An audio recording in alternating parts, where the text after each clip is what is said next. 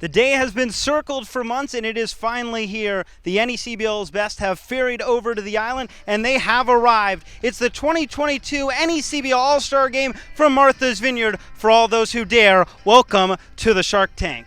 Eli Kleinman, Matt Scalzo, pleased to bring you all the action today, the Home Run Derby and the All-Star Game itself. Matt, what is it like being here today? Well, it's great. We're going to get a chance to see some of the NECBL's best perform in front of MLB scouts from every organization. I'm just really excited to be here, excited to see, Home Run Derby. Some players expected to put on a show, and then the All-Star Game itself. It's just a laundry list of stars right now. Some excellent players in this game and in the Home Run Derby. A lot of power will be showcased in that one. Is there a player you're looking forward to watching today that maybe you haven't seen all that much this summer?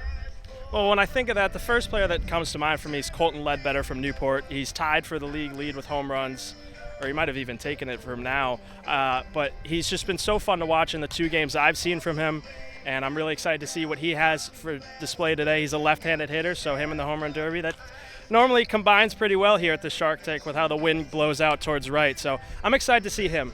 Well, you took a guy from the South. I'll take a guy from the Northern Division, Ryan Ignafo for Upper Valley, the Eastern Illinois product. Just so much talent, has that power. He's right up there for the lead in home runs, high average. He's a guy who absolutely rakes. He'll also be in the Home Run Derby. A lot of excitement to come. It's the NECBL All-Star Game, and the coverage rolls on from Martha's Vineyard. Back at the Shark Tank, I'm here with starting second baseman for the North Division, Quinn McDaniel from the Sanford Mainers. Quinn, you're participating in the Home Run Derby. What's your strategy for that?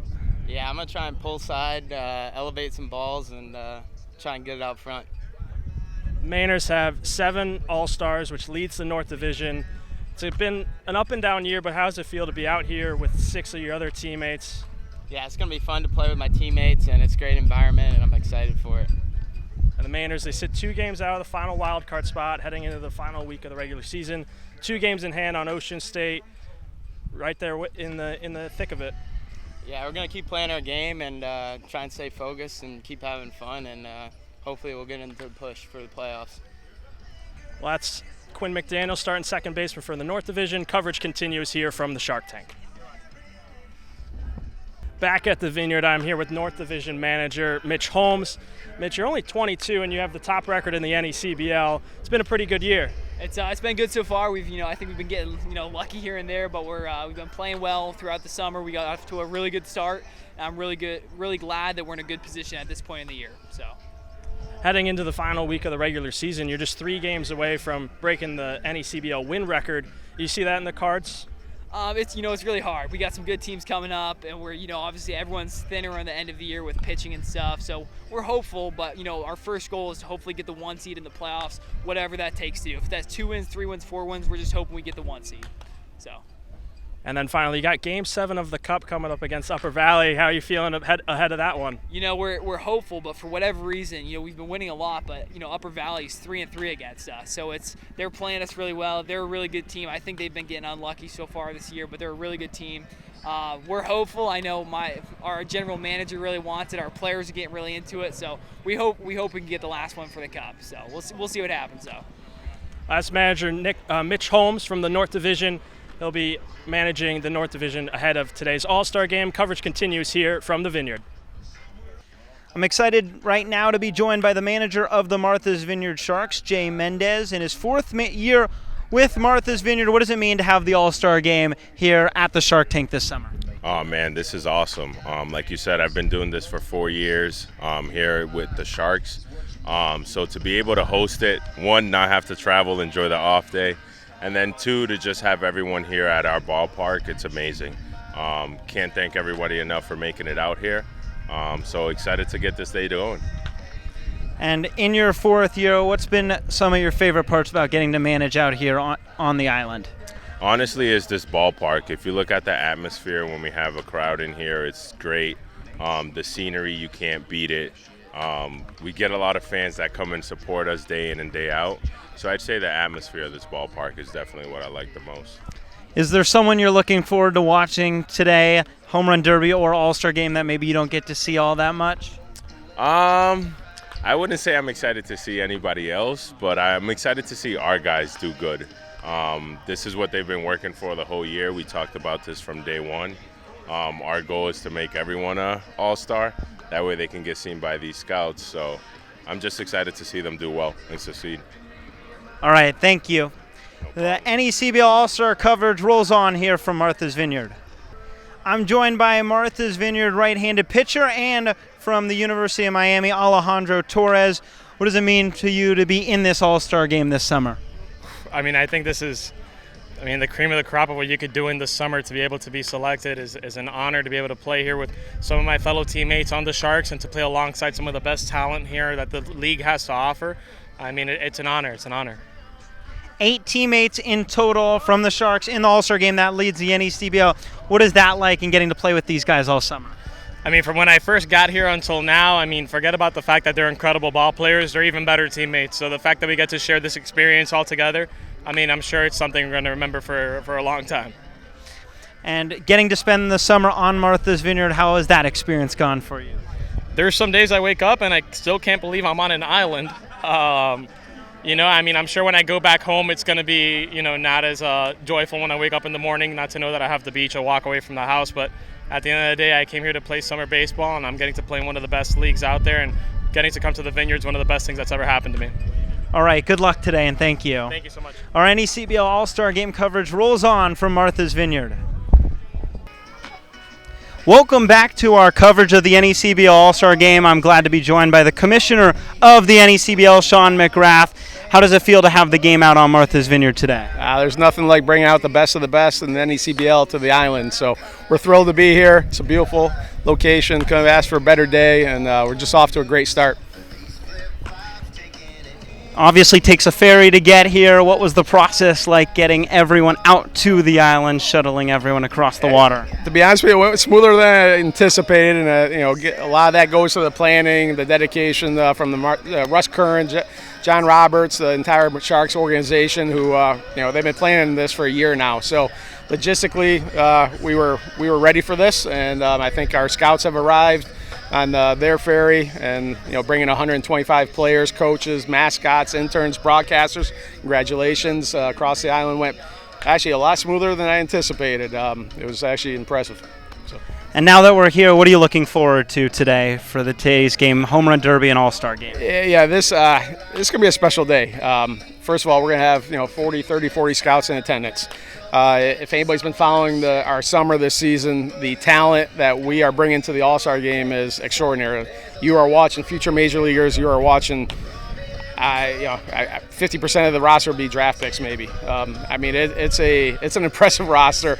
The league's been very deep this year. There's a lot of players that actually are all-stars themselves that aren't here. So for the players that are here, it's a special opportunity to really showcase themselves and be surrounded by this great atmosphere and by one another.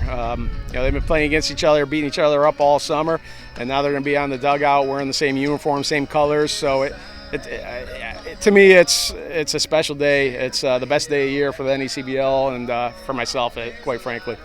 All right, thank you, Commissioner. Our coverage of the NECBL All-Star Game rolls on right here from Martha's Vineyard. And with that, welcome to the Shark Tank for the NECBL All-Star festivities. Eli Kleinman and Matt Scalzo, really excited to bring you all the action. It starts with the Home Run Derby, which is just a few minutes from getting underway. They are setting up the throwing platform for the coaches, and we are about to get going. Matt, what are you looking forward to in this Home Run Derby? I'm really just looking forward to seeing all the NECBL's best home run hitters, you could say. Just try and put on a show for these fans and also display their power in front of the MLB scouts for today. It should be a good one. It's a great lineup of hitters, I must say, just looking down the list. And really, it's going to favor the lefty hitters. Absolutely. Well, speaking of that, let's give you the dimensions to explain exactly why that's the case. It's 320 down the left field line, 390 to straightaway center, and 300 down the right field line, far from the smallest ballpark in the league, but nowhere close to the biggest either. Home runs will fly, but why it favors lefty hitters so much is that right field line has the wind blowing everything out that way. Balls are going to fly out into that short porch and right. Yeah, and down at BP when the North Division was hitting, I got a chance to talk with Quinn McDaniel from the Sanford Mainers and Cedric Rose of the North Adams Steeplecats, and along with Ryan Ignafo as well. They're all righty hitters. And I remember Ignafo hit one super high up in the air. Like, if you watched it anywhere else, you're like, oh, my God, that's going a country mile. And it was out to left, and it landed short because of the wind. And then he just started flicking them out opposite way, as did Cedric Rose and Quinn McDaniel. And talking with Stephen DiTomaso as well out by the dugout, he also a righty hitter is like, I might have to go the opposite way as well. So that definitely looks like that's going to be the strategy for today for those hitters. And I think it was Nathan Blasic for North Shore. I mean, he just launched one that I think hit off the white tent out in right field, just because down the right field line and into right center, it's just a wind tunnel. And so you're going to see a lot of balls fly out that direction. So it's, favors the lefty, but I think there's a high percentage chance, maybe if a righty gets things going the opposite way, maybe you see a righty make a push. Well, a couple lefties to keep your eye on. Start with Colton Ledbetter, just one of the best hitters overall in the NECBL from Newport, but the power is certainly there. The left-hander can absolutely drive the baseball. And then also, you mentioned watch out for Nathan Blasic. He has that swing that just is able to lift the ball, and the left-handers can really swing it. But one name that's a righty I think important to keep an eye on is Ben Huber, the Yukon product. Absolutely just a guy who has a ton of raw power. He can drive a ball out in the game here between Bristol and Martha's Vineyard. He hit a home run to right center field. He can go the other way. He can also probably yank it over those trees and left. Is there someone you're looking for who you think has a great chance to be in either the final two or even potentially take it all today? I think Jackson Ross from Keene is someone maybe keep an eye on as well. He has 8 home runs on the year. Obviously, Keene, one of the smaller parks in the NECBL, but he has plenty of power on him as well. I feel like I'm obligated to say my guy Quinn McDaniel from the Mainers. He's got 7 home runs. You look at the size of him and you maybe don't expect it, but 7 home runs, that's right up there. Tied for 4th in the league for the most in the NECBL, so he's definitely someone that I would keep my eye on. He's got backside power. He did it in the Mainers' most recent game against Bristol. Hit a line drive over the right field wall at Goodall Park. So he's definitely someone as well to keep an eye on. I just completely forgot who I was talking. Oh, Ben Huber. You were talking about him. Pretty sure his nickname's the Albino Rhino. Pretty great nickname. And when I saw him on Wednesday, just like, him in the batter's box, I got the feeling from the Rookie of the Year movie when the big guy on the Mets comes up to bat. He's just such a giant person that it just kind of sparked something there. Well, Huber, just one of the best hitters in the country this past season, not in the NECBL, but in college baseball. The Big East All-Tournament team, and just absolutely raked 66 RBIs and 11 home runs for Yukon team. That was a game away from going to the College World Series. We've mentioned a bunch of the names. Let's quickly run through the lineup for this home run derby. Matt, why don't you take the North? Well, in the North, you start off with Keene and Jackson Ross, who I mentioned already, 8 home runs out of Florida Atlantic. Then you have Ryan Ignafo. Right now, he's probably the second best hitter, if not the best in the NECBL, just behind Colton Ledbetter with 10 home runs of the year out of Upper Valley. Cedric Rose for North Adams. I think he's been coined as Mr. I Look Good today due to his walk-up song, so looking forward to him. Nathan Blasic, not an all-star, but here for the Derby out of North Shore, out of West Virginia. And then Stephen DiTomaso out of Vermont from George Washington. Patrick Roche from Boston College for Winnipesaukee. Quinn McDaniel from the Mainers out of the University of Maine. And that's the North. Well, let's give you the South as we're about to get underway. Colton Ledbetter from Newport absolutely rakes, headed to Mississippi State this next year. A guy who can swing it with the best of them. Sam Franco from Valley plays at Purdue, looking to make it 2 straight wins for Valley. Last year, it was Luke Franzoni who got the win at Cardines Field. Then you have Ben Nardi for Martha's Vineyard, the hometown hero, trying to make some magic happen. He has the power. Hasn't hit a home run yet this year, but certainly has displayed it in batting practice before. He's from the Catholic University of America. a little USC love. It's Harrison Feinberg from the University of Southern California, the Danbury outfielder. Then Charlie Paglarini from Fairfield. He is swinging it for Mystic. Daniel Baruch, the Ocean State player from Boston College. And we've mentioned Ben Huber, the Bristol Blue and Yukon Husky.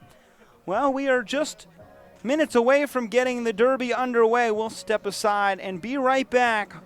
It's the 2022 NECBL All-Star festivities. It starts with the Derby, then the All-Star game here from the Shark Tank in Martha's Vineyard.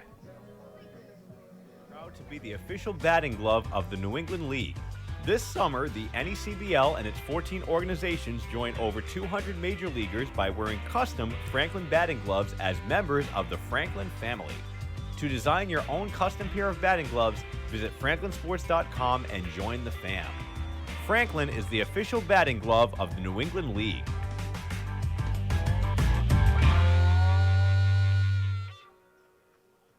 The New England League is the most competitive brand of amateur wooden bat summer baseball in the country.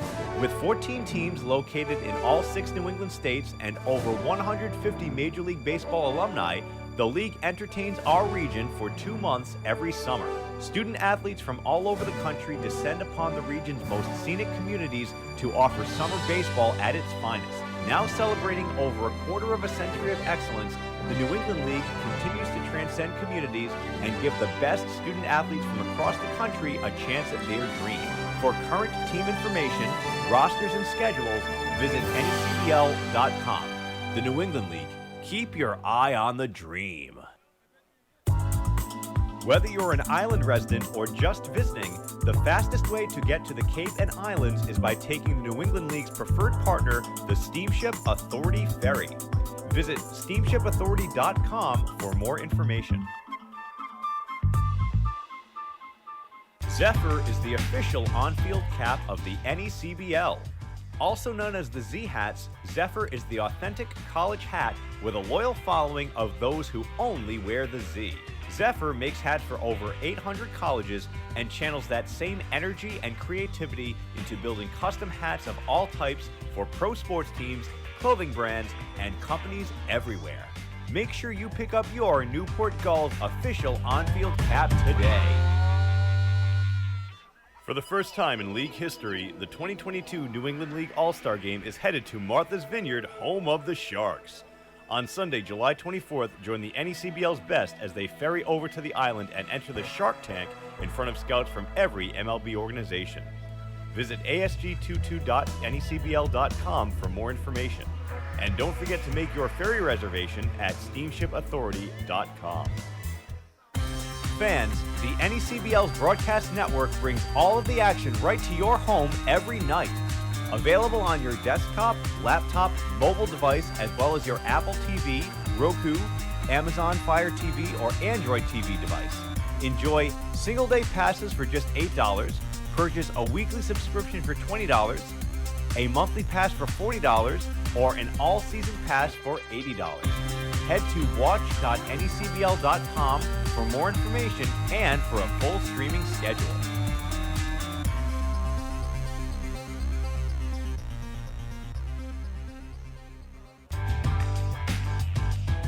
Franklin Sports is proud to be the official batting glove of the New England League.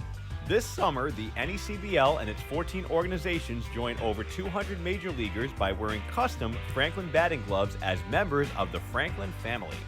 To design your own custom pair of batting gloves, visit franklinsports.com and join the fam.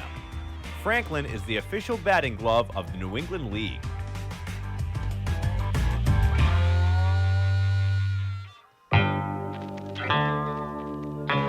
The chase for the Fay Vincent Senior Cup begins on Monday, August 1st, when the 2022 New England League playoffs begin.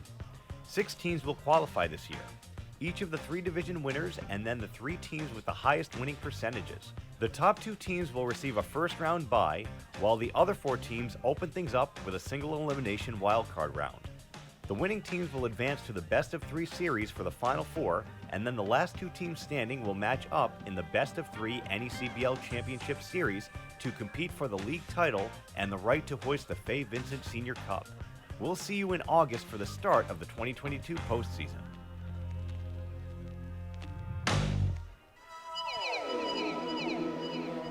The chase for the Fay Vincent Senior Cup begins on Monday, August 1st, when the 2022 New England League playoffs begin. 6 teams will qualify this year, each of the 3 division winners and then the 3 teams with the highest winning percentages. The top 2 teams will receive a first-round bye, while the other 4 teams open things up with a single elimination wildcard round. The winning teams will advance to the best-of-3 series for the Final Four, and then the last 2 teams standing will match up in the best-of-3 NECBL Championship Series to compete for the league title and the right to hoist the Fay Vincent Senior Cup. We'll see you in August for the start of the 2022 postseason. Whether you're an island resident or just visiting, the fastest way to get to the Cape and Islands is by taking the New England League's preferred partner, the Steamship Authority Ferry. Visit steamshipauthority.com for more information. Zephyr is the official on-field cap of the NECBL. Also known as the Z-Hats, Zephyr is the authentic college hat with a loyal following of those who only wear the Z. Zephyr makes hats for over 800 colleges and channels that same energy and creativity into building custom hats of all types for pro sports teams, clothing brands, and companies everywhere. Make sure you pick up your Newport Gulls official on-field cap today.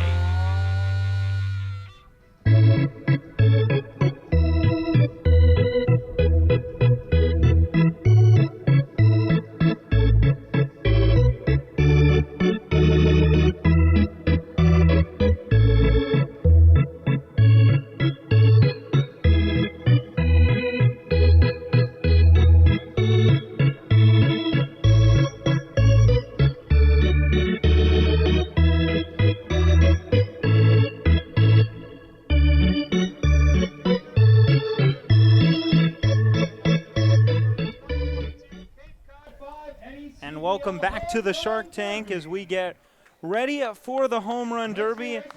The kids have taken their places in the outfield. Looks like we're going in alphabetical order by team, so that means Ben Huber from UConn will start us off. The powerful right-handed hitter can absolutely launch a baseball.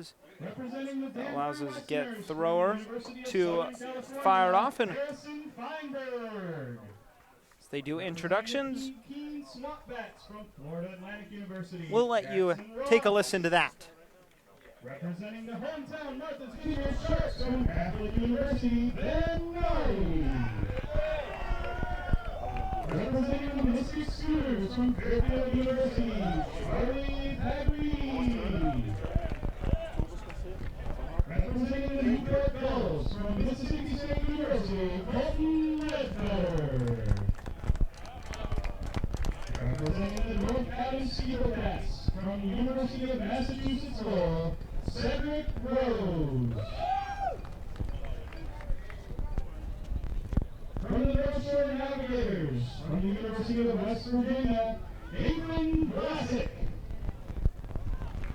Representing the Ocean State Waves from Boston College, Dan Baruch.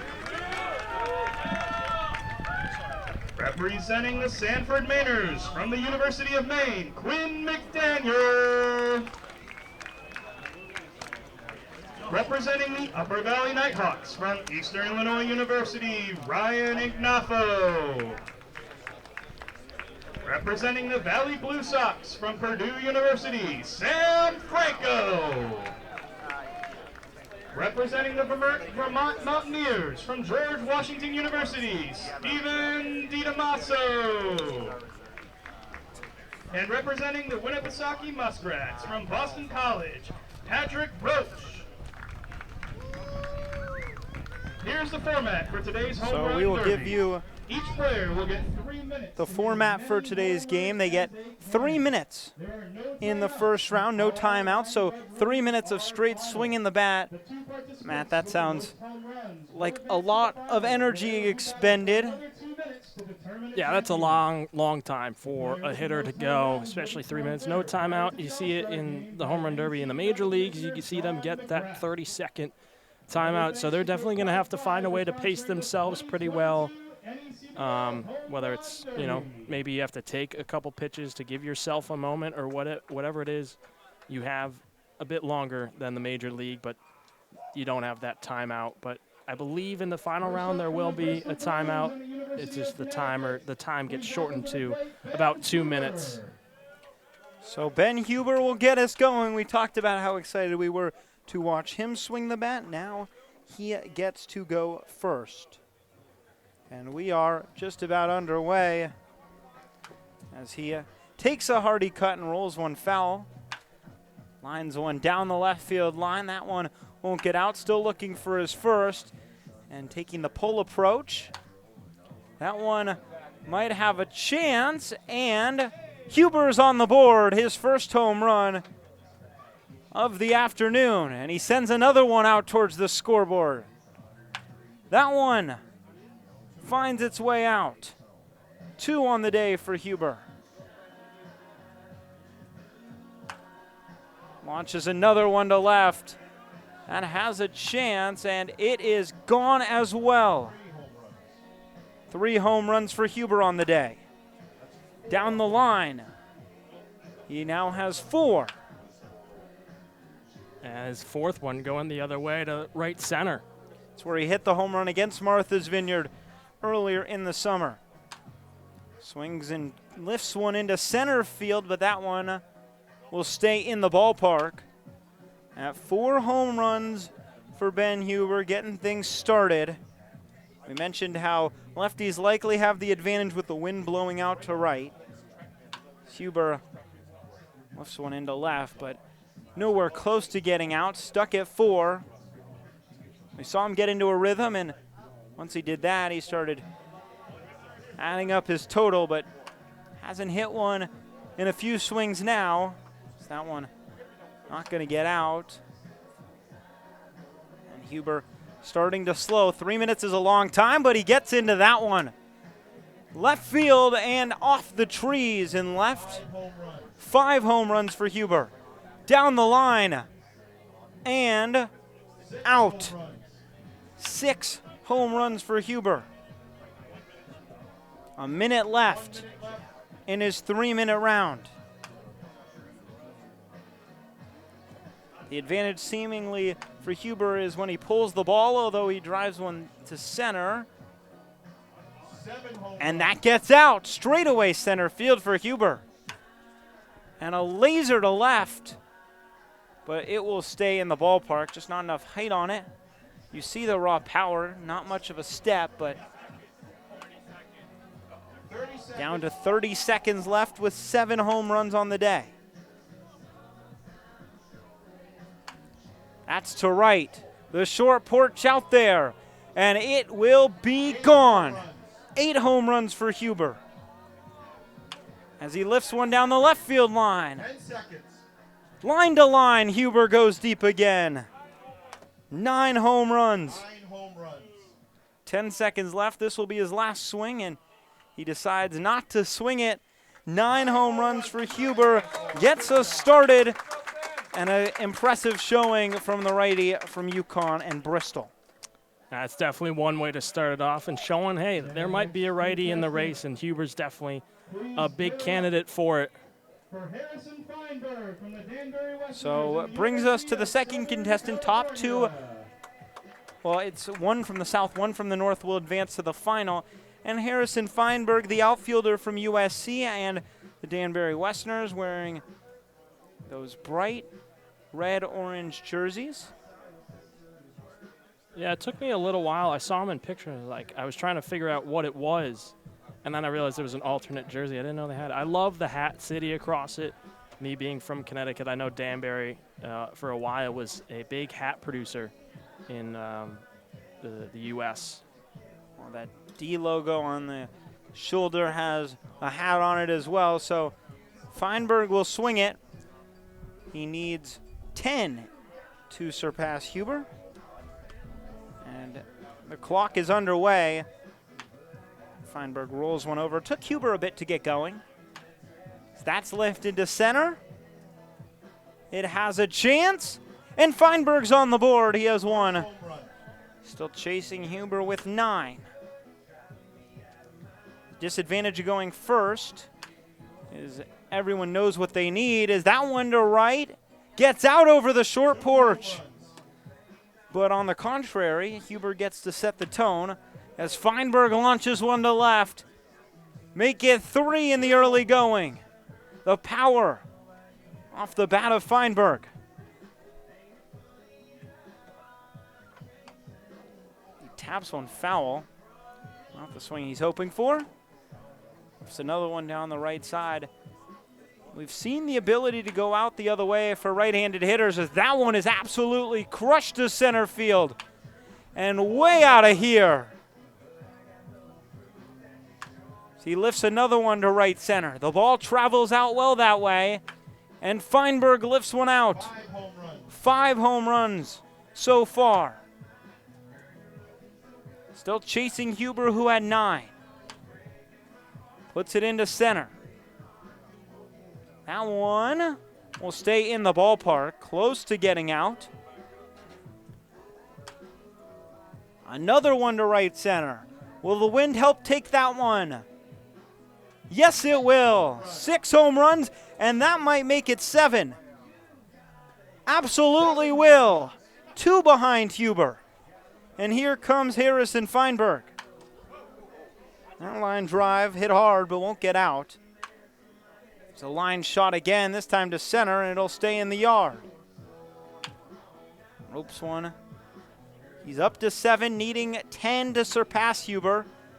But last couple swings have been more line drive than fly ball, as that one into right center. The wind taking it again, but it stays in the ballpark. As he shoots one out to right, and one hops the wall. That one roped down the left field line, and that wind is just keeping it in the ballpark. Exactly what you mentioned, Matt, is that one to center. 30 seconds. He still needs 2 to tie. Stuck at 7. And you can see a little bit of frustration from Feinberg after the hot start. To right center it goes, but not getting out. That one to right. That has a chance. Down by 1. 5 seconds to go. 1 swing to tie. And he is not going to get it done, but on the redemption to left. And do they count it? Is the question. 9 home runs. The final swing from Feinberg evens him up with Huber. And now they will have to potentially, if they still lead at the end of all the South hitters, battle out for a place in the final. Yeah, that was, you saw it towards the end. Maybe that little bit of energy dropping down low for Feinberg, but then able to just get a little bit more energy into it. His final swing, and I mean, he absolutely crushed that one. Well, how about that for a start to this home run derby? It's going to be tough for Jackson Ross here from Keene. He'll have his head coach Sean McKenna throwing to him. He was throwing BP for the North when they were having their team batting practice, so maybe a little bit of familiarity here for Jackson Ross.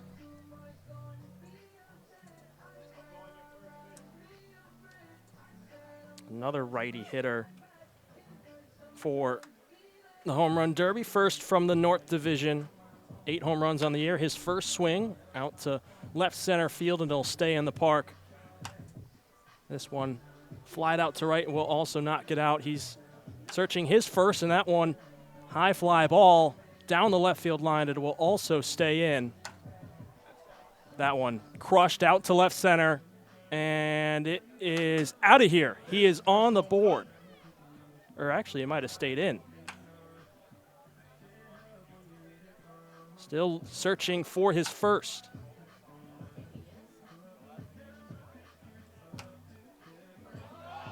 And that one will be popped up towards the south dugout. Trying to make a nice catch was Charlie Pagliarini with his bare hands from Mystic. Ross down the right field line, and that one will get out. Second home run of the day. His second. Another high pop-up This one out to right center field, and it will get out. His third, another one the other way. Back to back. Here comes another. 5. 3 in a row for Jackson Ross. He's the first from the north, so he'll set the tone that way. A line drive out to right center field and a one-hop into the wall. So a slow start, but he's starting to turn things on. Another one out to right field, and it'll stay short. Line drive down the line will one-hop into the wall and right. Going back towards right field. Short of the wall once more. Starting first baseman for the North. Puts a charge into that one, and it gets out. Down to his last minute, he has 6.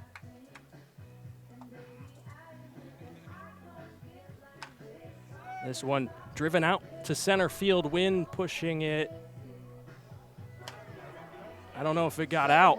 It did get out, his 7th. One up the middle. Huber and Feinberg set the tone with 9, but he's the first for the North.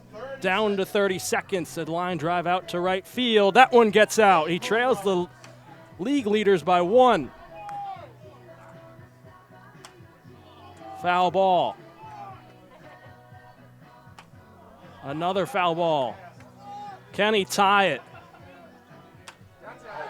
Out to right center. Do we hear 9? Yes, we do. The last swing for him down the right field line, and it will one-hop into the wall. All 3 hitters so far have hit 9 home runs.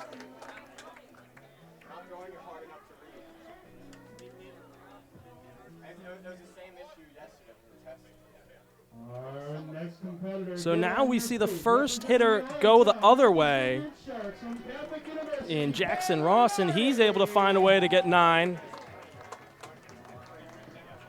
And now we're going to see our first lefty from the south. Well, the hometown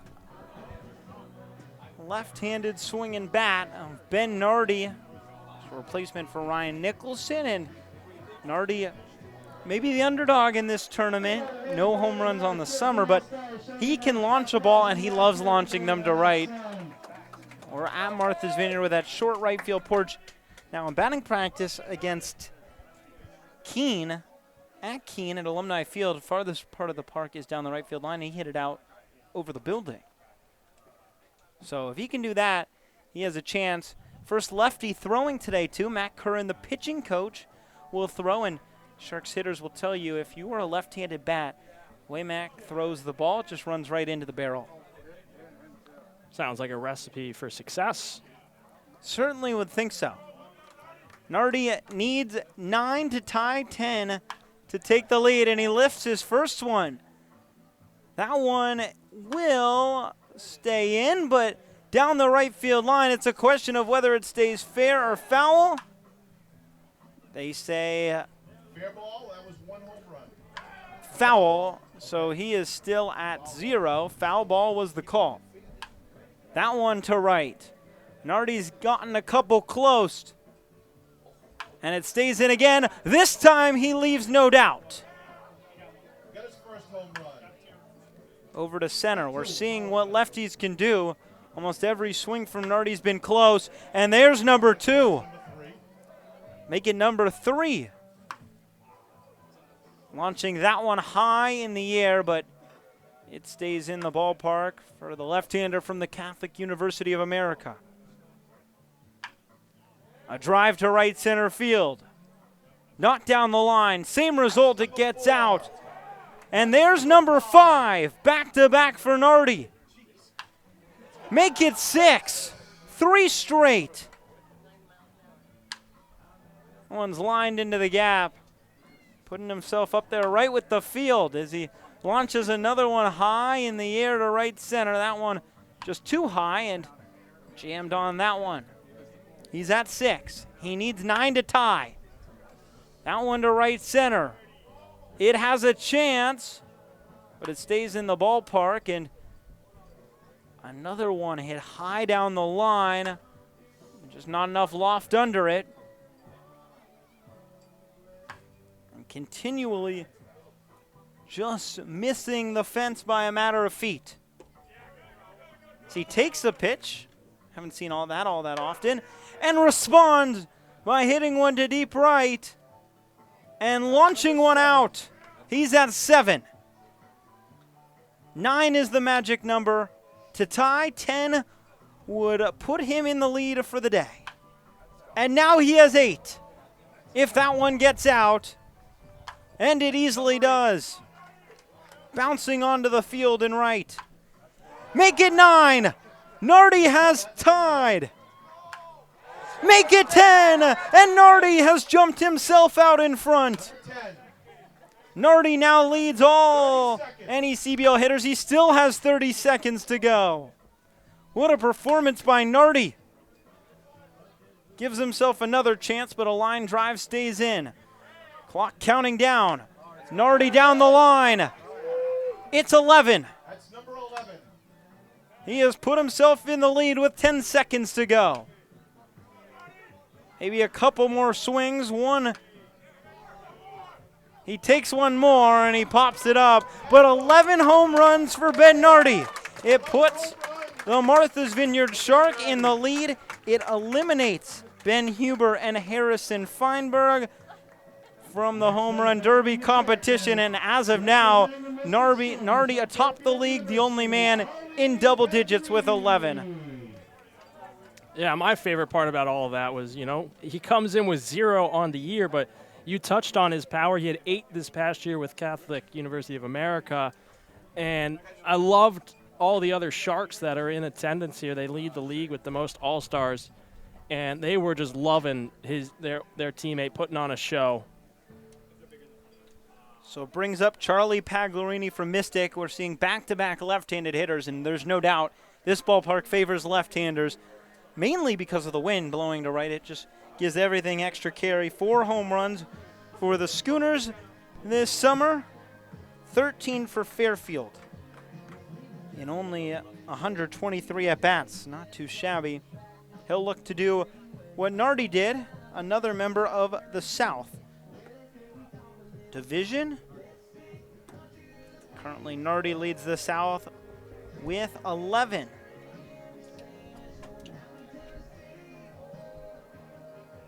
So here's Pagliarini. It's lifted into left center. One swing, and it hits the base of the wall. So close. He lifts that one to center, but not taking advantage of the short right field porch yet. As kids go chase down balls in the outfield. That might be his first. Back at the wall, and they will watch it fly on out. Pagliarini has 1. He needs 11 to tie and make it 2. Trying to pull them down the line, and it's the smart move to left center, but that'll stay in the gap and in the park. Beautiful day for baseball. It's a warm day, allows the ball to fly pretty good as well. Yeah, humidity is going to let that ball stay a little bit longer in the air and have it travel just a bit further. Yanks one down the line, and it squeaks over the wall. Number 3 for Pagliarini. Almost made it 4. But right there, he might get his 4th. Number 4. And he does have 4.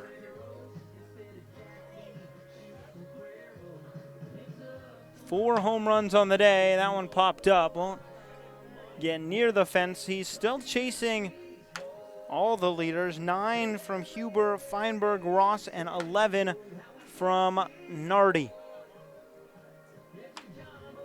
That one roped down the line, but foul. Trying to give himself an opportunity. Taking a little time in between each swing, maybe starting to labor just a bit. It's just as much about conserving energy as it is giving everything you have on each swing. You have 3 minutes. I want to hit into center. Stuck at 4. And that won't help his cause. It's both foul and short.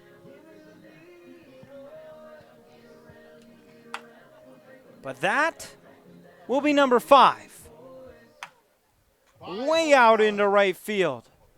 Over by the tent. And starting to heat up with 6 now. 30 seconds. Come on, fans, let him hear you.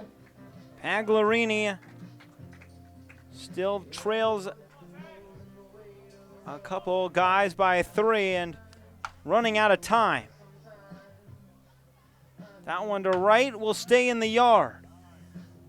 Under 10 seconds, so Paolini is going to run out of time here, but can he send a firework out to right center? Yes. 7 home runs, and that one final swing is caught out in center field. 7 home runs for Charlie Paolini. Yeah, and prior to that, we had seen everyone either even themselves or one-up one another. But now we're going to see the one everyone's waiting to see. Colton Ledbetter. He's a left-handed hitter. He has absolutely raked all summer long, and it would be no shock to anyone to see him in the final. 10 home runs on the summer. Hitting .380, he can do it all, an all-around complete hitter. I think Ledbetter actually just took the lead last night in home runs. He now is 11. Or 11.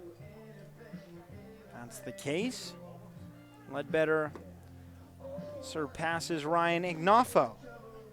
So his timer's underway. Oh, a couple warm-up pitches with him in the box. We wait, and now the Newport Gulls underway. And 1 pitch, 1 home run. Back-to-back to start for Ledbetter. And here he goes.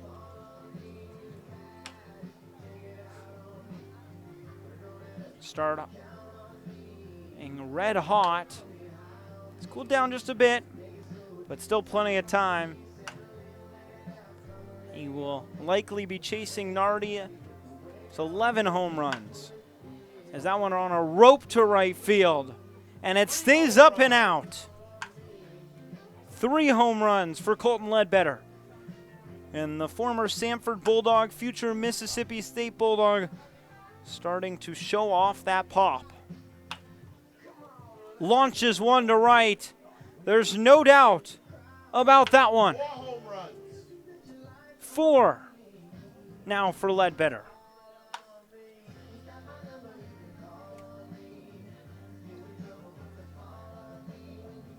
Newport Gull wearing that orange jersey, and he sends it high in the air for number 5.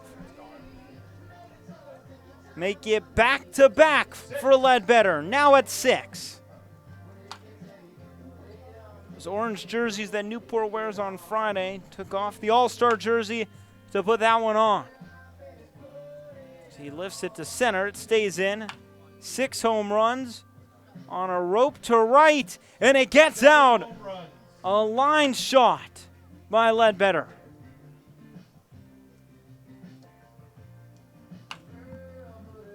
On to right center. That stays in the yard. As he lines another one to right. Up and over the wall. Does he have another? No, that one can't find its way out. But that one likely will. Back and gone. 9 home runs. And there's 10. 1 behind Nardi. Does that one have enough? Yes, it does. He's tied at 11. And Ledbetter puts himself in the lead. With 30 seconds to go, he has 12. Living up to the expectations. So he ropes one to right. He hasn't hit all that many huge towering fly balls. Just the line drives find their way out as he goes to center. That one stays in under 10 seconds to go. Rolls that one foul. Likely one final swing. And that will do it. But 12 home runs for Colton Ledbetter. He's in the lead. And the Newport Gulls shows why he has the lead in the NECBL in the home run category this season. Yeah, just did his 11th last night in the win over Vermont. And I mean, I was talking about him. There's a reason why he was the one I was so excited to watch. He hit one towering shot against the Mainers at Cardines Field, and he did it again. And we'll see Cedric Rose now come up next out of North Adams. A couple warm-up throws for his pitcher. Rose on the air with 5 home runs for the Steeple Cats. And we are underway. Takes the first one outside.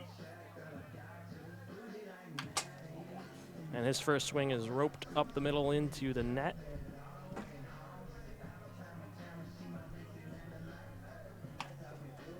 Rose talking with him, he said going backside was the move. We'll see what he does here. He pushes it the other way on a line to right center. It is not going to get out.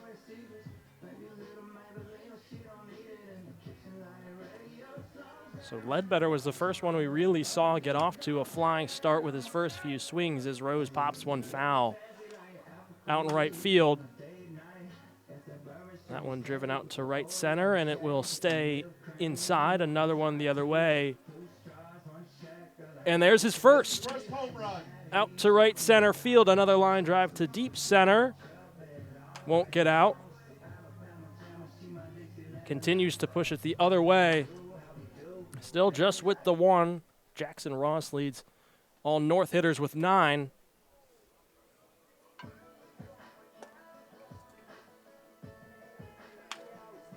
First time he pulls it, but he grounds it into left field. Going out to right field again, and it'll land short. So this is the first time you're seeing a righty really struggle here at this ballpark, still just with 1 home run. Hasn't shown the desire to go and pull a baseball. We saw success with Huber and Feinberg down the left field line as he pushes it into the power alley and right, and it will be short.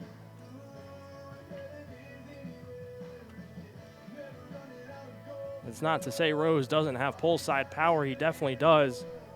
Just hasn't shown that in his current strategy.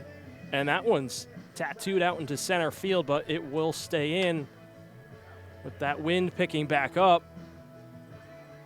This one out to right, and that one will get out, his second. So 2 home runs so far for Cedric Rose.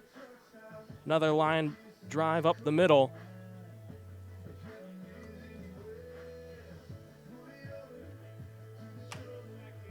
Both his home runs have gone to right field. That went straight into the ball bag to the right of the cage in front. Still just 2 home runs for the Steeple Cat. First time we really see him pull one deep out to left, but it will be short. Cedric Rose not having the performance he would have liked as that one's flown out into right field, and it will stay in. And that is the round for Cedric Rose. Only 2 home runs for the man that is sometimes known as Mr. I Look Good today. Did not have the performance he would have liked. First time we've seen a righty really struggle, Eli. Yeah, he just tried to go the other way and couldn't find a way to get it over the fence enough to that right field porch. Really didn't pull the ball down the line at all. He tried to go backside and didn't pan out. So now we see Nathan Blasic, the North Shore Navigator, getting ready to go, the left-handed hitter.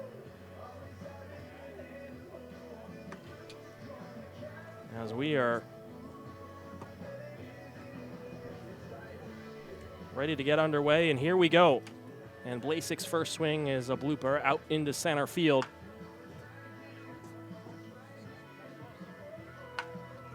Blasic Puts a charge into one into right field, and he's on the board, his first home run. Blasic's hit 2 home runs on the year for the Navigators. There's one out into right center field, a line drive, and it will get out. 2 home runs. Looking to do it again, a high drive into right center field, and it will stay short. And that one is crushed, no doubt about it. There's his 3rd.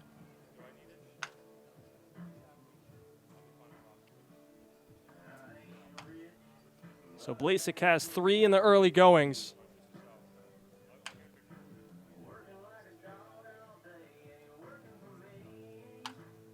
And there is that one short.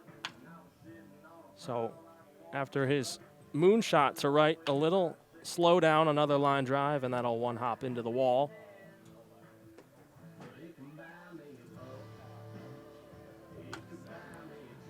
First time he puts it the other way out into left field, and it will land short. And there's number 4. Blasic back on the board. Does he have back-to-back juice? He does. That one out into right center field. His 5th.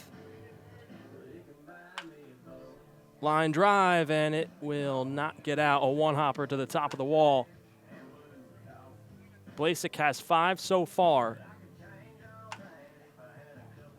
There's a high drive out into right center,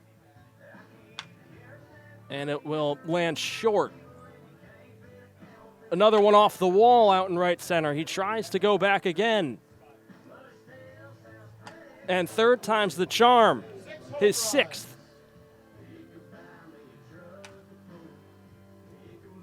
Blasic so far with 6. It's the top 2 from either division. And right now there's a 3-way tie for 2nd. Looking to... He's got 7 now. Make it 8.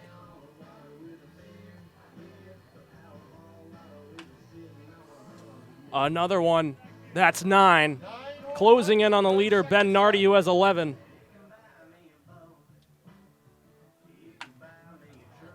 There's 10. He's into double digits. Another high fly ball out into right center field. Does it have enough? It does not.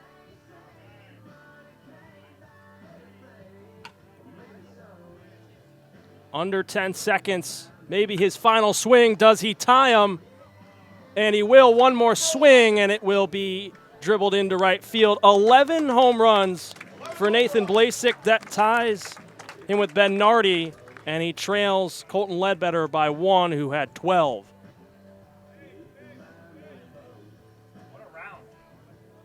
What a round, what a finish to that round by Blasic. And the lefties are the ones putting on a show.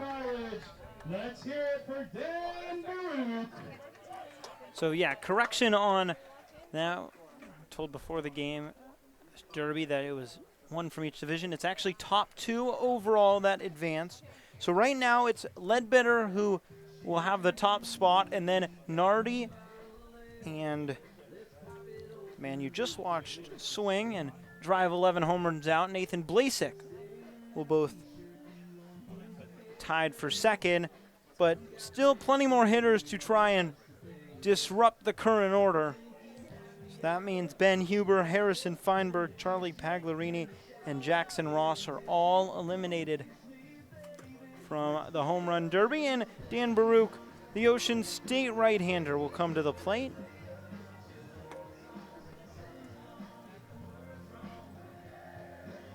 Here we go. From Boston College, another right-hander. Goes to right center on a line, but not enough. That one's down the right field line, and it will stay in the ballpark. Still looking for number 1. Hasn't found it just yet, and won't find it on that swing. We're certainly seeing that lefties have an advantage. And the more righties we see, the more obvious it becomes. And Baruch, in his 2nd year with Ocean State's already equaled his total from 2021 with 3 home runs. Still looking for his first in the derby. Lifting another ball to right. That one short, but this one has a chance. And he's on the board with one.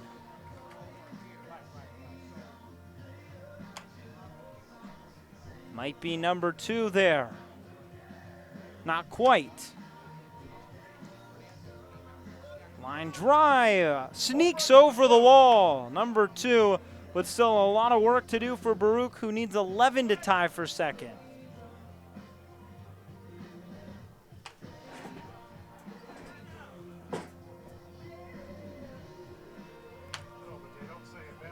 Swinging and rolls one over. Let's go, baseball fans. Let 'em hear ya. 2 home runs so far to left center, but it stays in the park. We haven't seen him try to pull any down the line in this round, and that was the success for Huber and Feinberg. Well, the thing with Huber and Feinberg is they're just both incredible power hitters that we've seen so far this year. Baruch's only gotten 3 on the year, so he hasn't had as much success, but I think that one might get out. And it does. So he's up to 3. But time running out, and well, at this pace he won't have it, although he might have a 4th. Nope, it stays in the yard, but that one is gone. And driving the ball the other way, but just leaving it a little short. Your point is great about Feinberg and Huber, just huge individuals who can absolutely crush baseballs. That's a line drive, still at 4, in need of 11. That's the magic number at the moment. Right center field. That ball gets out. That one was crushed. But still well short of the leaders. And he has 10 seconds to go, so just a couple more swings to try and finish the day off strong. A liner to right. That won't get out. One final swing. And it lifted foul to end the day with 5 home runs. So as we stand, it's currently blasic and Nardi in a tie for second with Colton Ledbetter leading the way. Yeah, the good thing for Baruch, though, I guess, if you're looking at it in the grand scheme of things, not the lowest total we've seen so far, but now I get to see my guy come up and hit. I've had a special chance to really grow closer with a lot of the Mainers, Quinn McDaniel, one of them.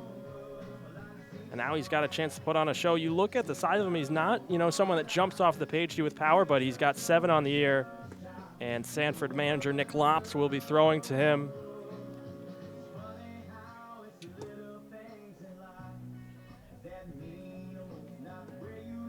And Lops has thrown a lot of BP on the year.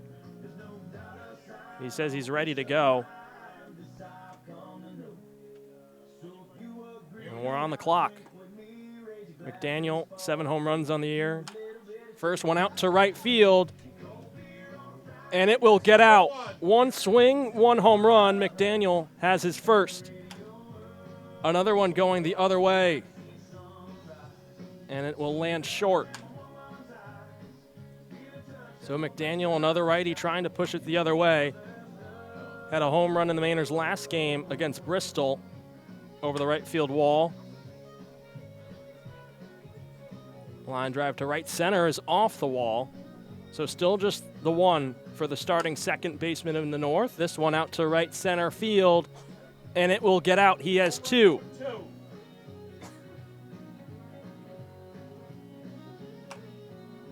Tying him with Cedric Rose so far. That one out to right center will stay in once more. And another one to left center. Line drive down the line, and it will skip into the bottom portion of the wall.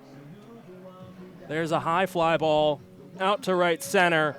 He's got his 3rd.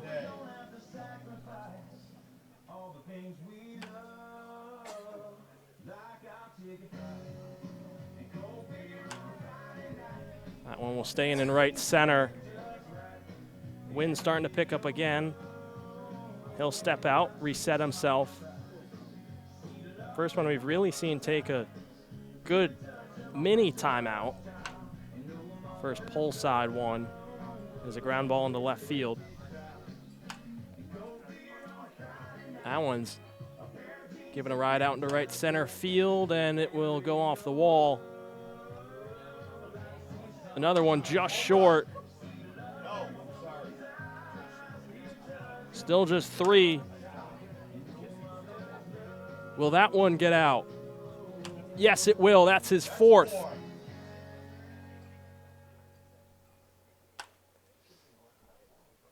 Does that one have enough out to right? No.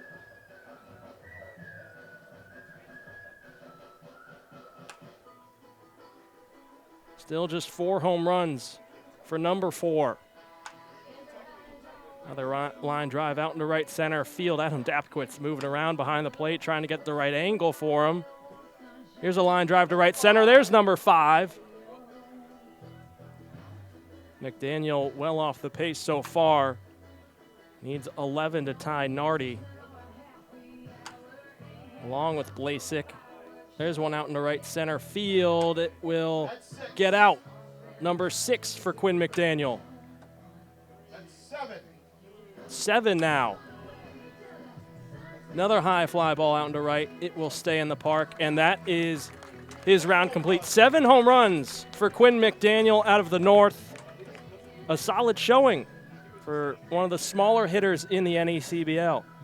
Yeah, trying to go to right field, that's been the consistent theme for right-handed hitters. Since the lefties came up, it might just be too alluring. I think your best chance is to try to pull the ball because players just have more pull side power than they do hitting it the other way. This will be an interesting right-handed batter to watch, though. It is Ryan Ignafo, and I remember talking with Quinn, just to go back to him for a quick moment. Before this past year with Maine, he said most of his home runs in batting practice were out the other way, so maybe trying to do that again. But here's Ryan Ignafo, was tied with Ledbetter for the most home runs in the league for a while until last night. Has 10, 44 RBIs out of Eastern Illinois. Has a lot of pop out of his bat. We are set to go. First swing is a ground ball into left field. The Upper Valley Nighthawk goes the other way out into right center field. There's his first. So he's on the board early on his second swing. That's a high fly ball out into center. And that one got out. That's his second. And now he has 3. High fly ball towards the light pole in left center field. Over the scoreboard, it's his 4th. He's got 5 now. Make it 6 as that one is smoked into left center field. That one's going out to left center. Deep towards the wall. That one got out. 7 for the starting third baseman in the North. Oh, and that one is gone as well. 8 for Ignafo. Showing why he's one of the best.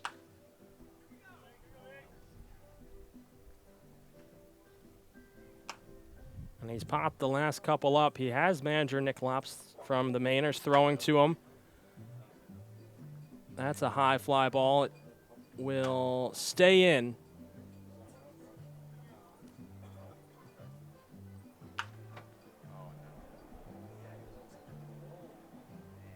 Running out a little bit of steam here. A line drive out in the left center field will stay in. That one's out to center. It won't get out. There's a line shot just short of the wall in left. And that one will get out. He's back on the board with number 9. 9 home runs. He's showing the pull side power. That one deep down the line, but it will drift foul. That one will stay fair, and that one is long gone. Number 10 for Ignafo. Here comes 11. 11 home runs. He's got 30 seconds left. He's tied with Nardi. And now he's tied with Ledbetter, his 12th home run. Out to left center field, and that one will stay in. Here's 13. He has the lead. 13 home runs. Down to under 10 seconds. This one has a chance. And it will get out 14. Here comes another. One last swing. Does that one get out?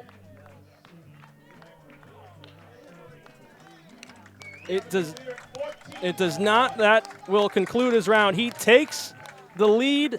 14 bombs for Ryan Ignafo. He said, welcome to the Pimp Show, showing why he's the home run leader. Well, was for a while, but now takes the lead in the Derby. You see why there are two guys that lead the league in home runs. They're both hitting in the Derby, and they are now both leading atop the Derby for those two spots in the finals. But Sam Franco might have other ideas. The Valley Blue Sox looking to make it back-to-back years for Valley with the home run Derby champion. It was Franzoni last year. Another lefty throwing to the right-handed hitter.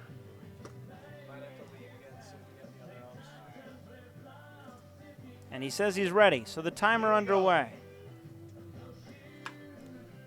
Yanks one foul down the left field line. Still in search of his first.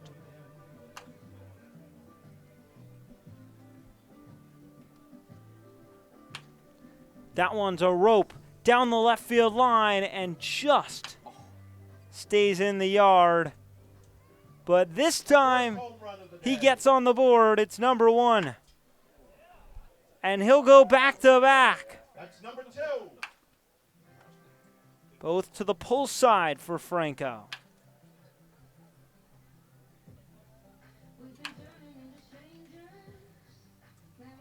Looking to do damage. Currently 12 is the number needed to at least give yourself a chance in a tiebreaker. It's number 3. It's into the trees. And that won't have enough. All 3 home runs for Franco have been to the pull side, but only Ryan Ignafo has been able to get into double digits for a right-handed hitter. Ben Huber got close, so did Harrison Feinberg. They both came short with 9. And Franco makes it number 4. It's going to be number 4.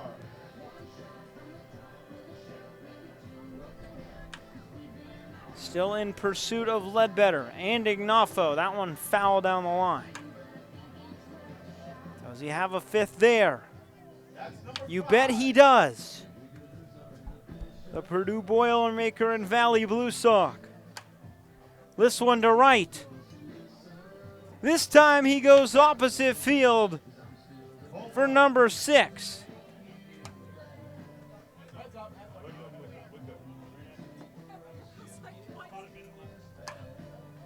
Launches one out to center. Wind blowing it to the right, and it stays in the yard. But he responds with number 7 to left. And that might be 8. 8 home runs. It is into the trees, and there's 9. In hot pursuit of Ledbetter is Sam Franco. 30 seconds, he needs 3. But not getting it on that swing. Still in need of 3, running out of time. Does that one get out? No, it will not. But that one might. Back and in the yard, and he is just running out of time. It's already under 30 seconds to go. Countdown is on.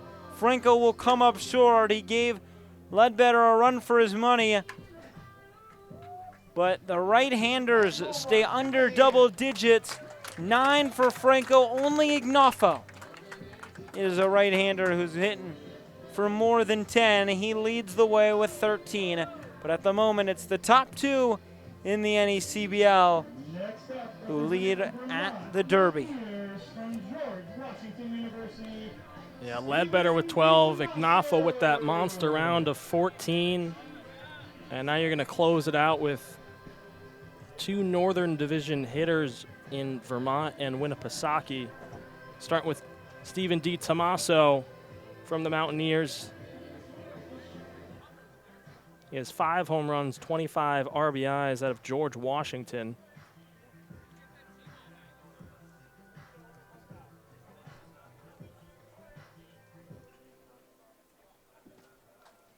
So he's another righty. Talking with him by the dugout, I asked him what his strategy was, and he said backside might be it. We'll see what his strategy is. This past year with George Washington, he had 6. He'll need double that. Just to tie Ledbetter. 13 would give him the lead and put 2 Northern Division guys at the top. We're underway. And his first swing is a line shot out in the left center field.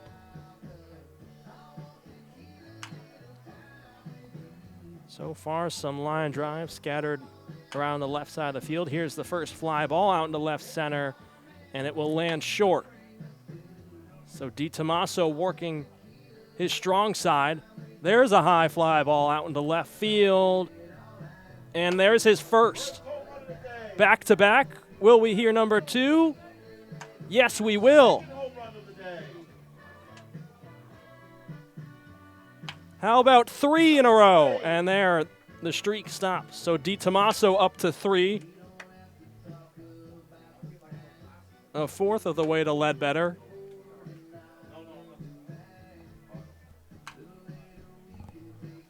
Back to the line drive so far. And there's another one. He puts a charge into it, but the wind pushing it well back into the field of play, and another one off the wall.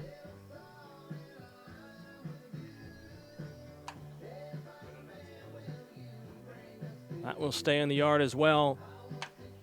Here's a line drive. Does it have enough? There's number 4.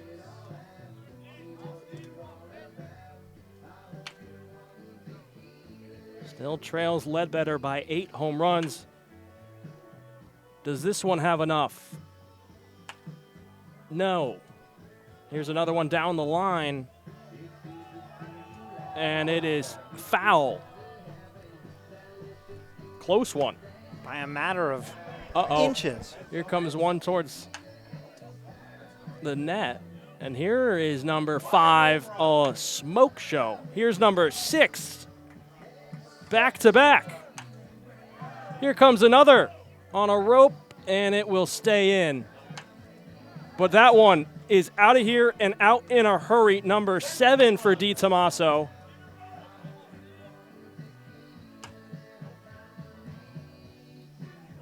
So another little spurt.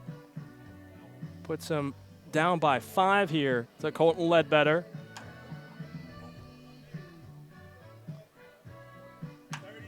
He's got 30 seconds left. He's going to have to put together a real good show here left to go, but he might be running out of time. 7 home runs so far, trails by 5. That one might be 8, but the wind will keep it back in. There's number 8. Down to 5 seconds. A line shot will stay in. His last swing runs in and almost hits him. 8 home runs for DiTommaso. Not enough to topple Ignafa or Ledbetter. He finishes with 8. And that leaves Patrick Roche from Winnipesaukee. Another right-hander, and he's going to have to work against that wind and work against the current trend we've seen for right-handers who just haven't been able to hit the ball out in the way they would like. And it looks like we are, unless Roach can pull an upset, headed for the chalk of top 2 home run hitters in the league, hitting in the finals, although that would certainly be a show to watch. Would you expect any less? not from those two guys. So Ignafo with 14 and Ledbetter with 12. Those are the current leaders. Roche is the last one left to go. He's the second Boston College Eagle, and he's ready to go.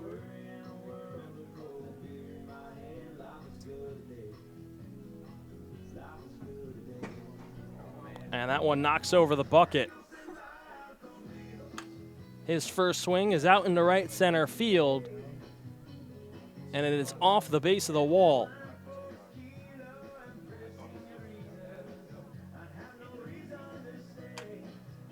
Another one the other way for Roche. And that one again is off the wall, so he's still searching for his first. He's put a good charge into a couple. Goes back to right center. And it's short once more. So he continues to work the other direction. And that's his first. So he's on the board with one. Goes pole side, and that one is smoked out there, number 2, over top the scoreboard.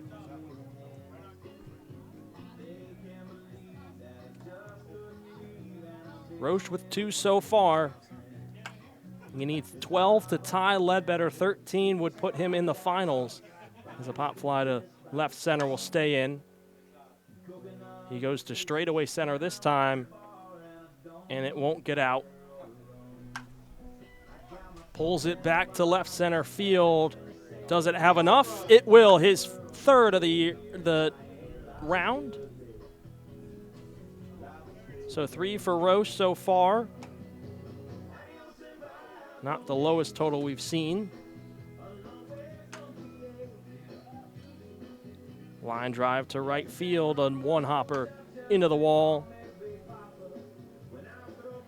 So nobody with 0, which is always a good thing to see.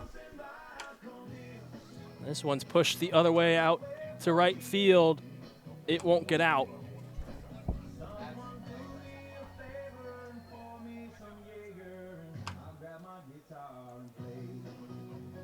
Does that one have enough distance? It does. That's his 4th. First one the other way for Roche.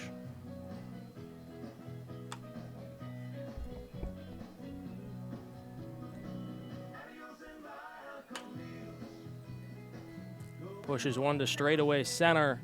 It won't get out. Goes back now to right field. Does it have enough distance? It does. Number 5.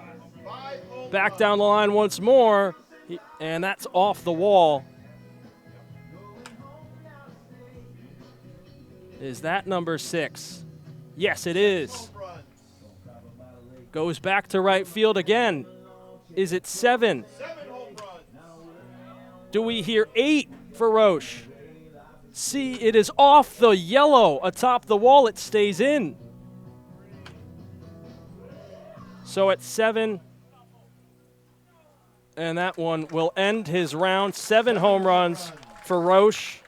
And we have our final 2. Ryan Ignafo totals 14. Colton Ledbetter with 12.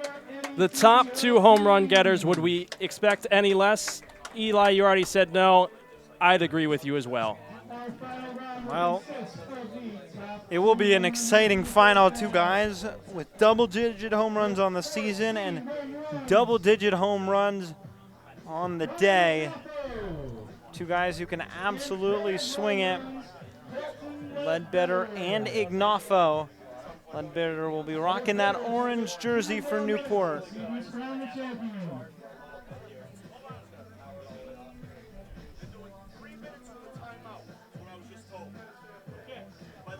So we will take a quick break. The final round will consist of 3 minutes with 1 timeout per player. Finals will be 3 minutes with a timeout. Let's see if we get going right away. We might stay here. Bit of chaos down on the field as we get all set up. You would think that Ignafo has the advantage with 14 in the first round, but Ledbetter is the lefty, and that pull side's been so friendly. Yeah, we've seen both put on a show so far. you know, it's really hard to say who's going to have more edge. You know, we say lefty's favorite, but Ignafo, he just has such a powerful swing that pulling it for him is the recipe for success. It's going to be tough to tell. You know, they're the top 2 home run getters. I don't know if you, can you mention that enough, that these are the top 2 guys. They're the 2 we mentioned in the opening as the guys to watch in this derby, and here they are ready to go. Interesting note about Ignafo, he's having the Mainers manager in Nick Lops throw to him, and Ledbetter maybe a bit more used to his pitch thrower from Newport. So it'll be interesting to see how it all pans out. I'm going to give the slight edge to Ignafo.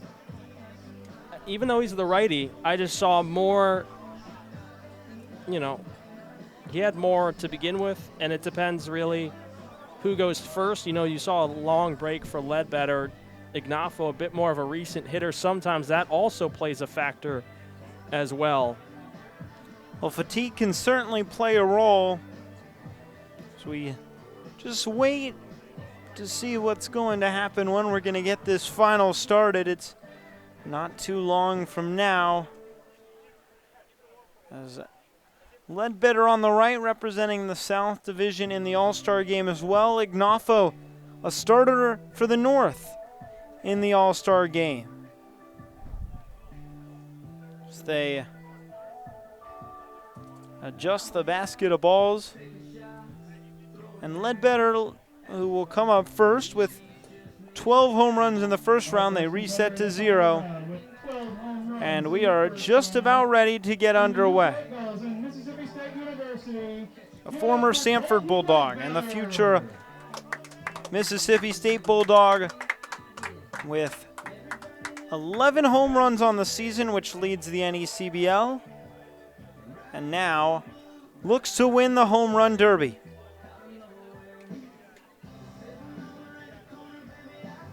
Everyone's in position. We're ready to go. Ledbetter will let his coach warm up. One pitch is all he needs. We're back underway, and Ledbetter lines one off the L screen. And then gives one a ride. On the board immediately. Ledbetter with 1. A line shot to right. That's how he got many of his home runs in the first round, but it just lands off the top of the wall. Responds with a fly ball that finds its way out. 2 home runs. Now he's at 3. Double digits will most likely be required in order to beat Ryan Ignafo. And a drive to right center field. 4 home runs. And there's the line drive from Ledbetter. It's 5. He's taking the ball out to right center field. Not necessarily the easiest part of the yard, but he has the power to do so. That one closer to down the line. 6, halfway to what he had in round 1.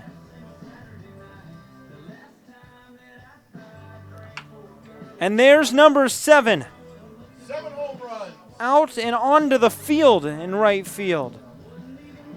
That exists beyond that fence. And he's up to 8 with that powerful swing. Ledbetter and Ignafo can hit them in bunches. And there's his timeout. So you have a timeout in this 3-minute round, a 30-second timeout. He'll get the breather. And his teammate, his Newport Gold teammate Noah Martinez, comes over and brings him the water bottle. They will talk it over. 8 home runs already. Yeah, now having this timeout, it's a huge game changer for these hitters. Allows them to reset themselves, get a little bit of water. It's a hot day here, so you definitely need that hydration, and 4 away from evening his total in the opening round. Still has half his time left, 1 minute and 30 seconds. First swing back, can't get it. Nor on the second swing, although he lines it down the line. But that one might have enough for 9. 9 for Ledbetter. Now he tries going to straightaway center, but a bit too high in the air. On a great pace, but he needs to keep it up, and that one is a great way to do it. 10 home runs into the beer garden in right. Down the line, it will travel foul.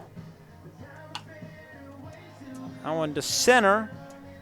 Stays in the yard. Fatigue playing a role. These hitters will have 6 minutes of total home run derby time. That one a drive to center. Does it get out? No, it's off the wall. But Ledbetter responds with 11. 30 seconds to go. A liner to right. And it's off the wall. Looking to match his total from the first round of 12. He has 11. That's not going to get it done. Ignafo had 14. Under 10 seconds, and he ties his previous round with 12. Can he get one more?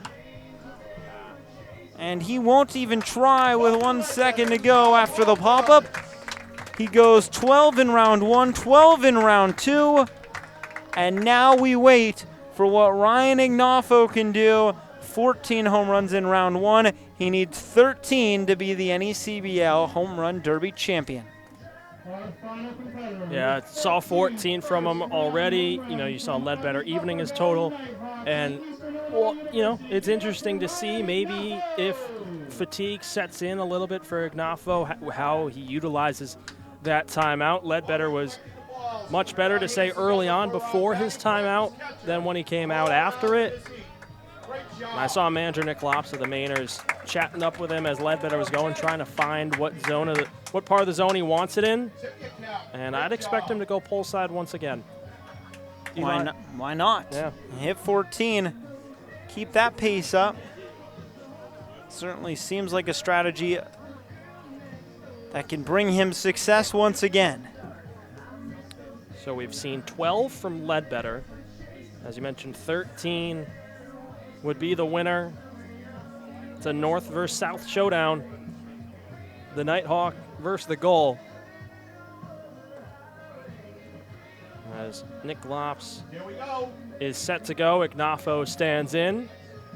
One more round, and we're underway as Ignafo dribbles it down the left field line and shoots it back up the center.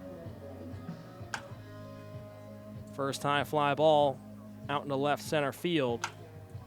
That one won't get out. Here comes another. There's his first. He's on the board. And there's another. Does that one have enough juice? No. So far, just one for Ignafo. He had 14 in the first round.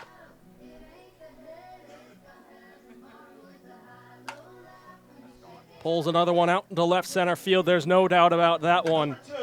There's numero dos.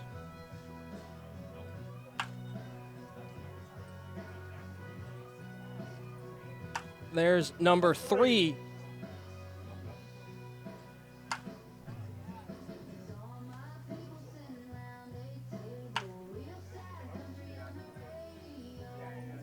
Number 4. There's number 4 for Ignafo. He's got 5 We got him at 5. as the total. So 7 behind Ledbetter so far. And there's a high drive out in the left center field. He's halfway there with 6. Needs 13 to win.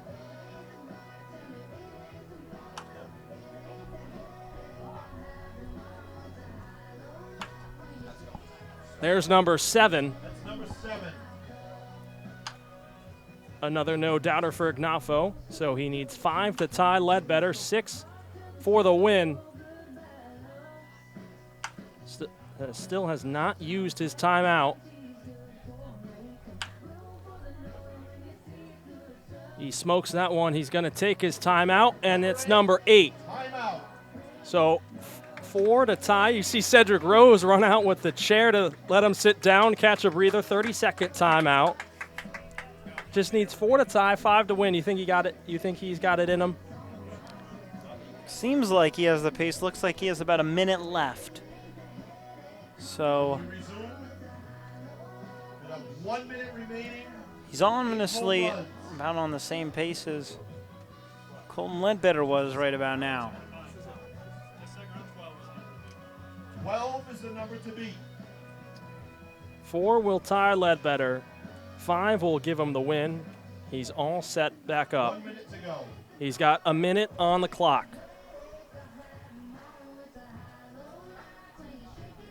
His first swing back, and it will not get out. That went over the press box.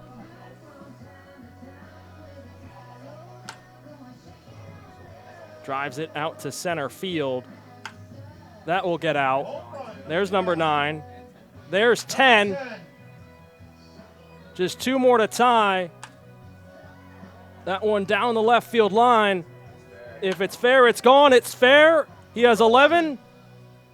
And there's 12. He's tied it. 1 more for the win. Does it have the legs? No. Wait, yes, it does.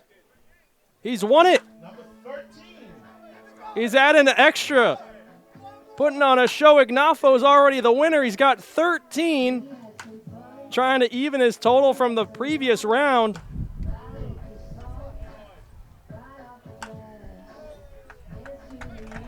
And there is your NECBL Home Run Derby champion, Ryan Ignafo. There goes the bat. 13 in the final round, 14 in his first round. He's able to top Colton Ledbetter's 12.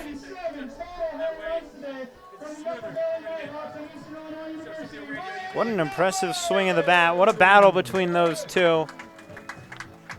The 2 best power hitters in the NECBL and putting on a full display for all the fans here on Martha's Vineyard.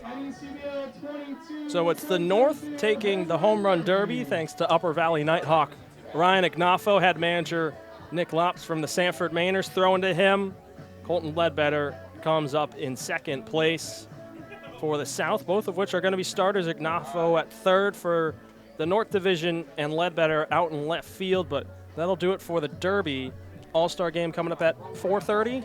4:30, the All-Star game. We'll take a break until then, but don't go too far. We have more All-Star game coverage coming up from Martha's Vineyard, the NECBL's best on display at the Shark Tank.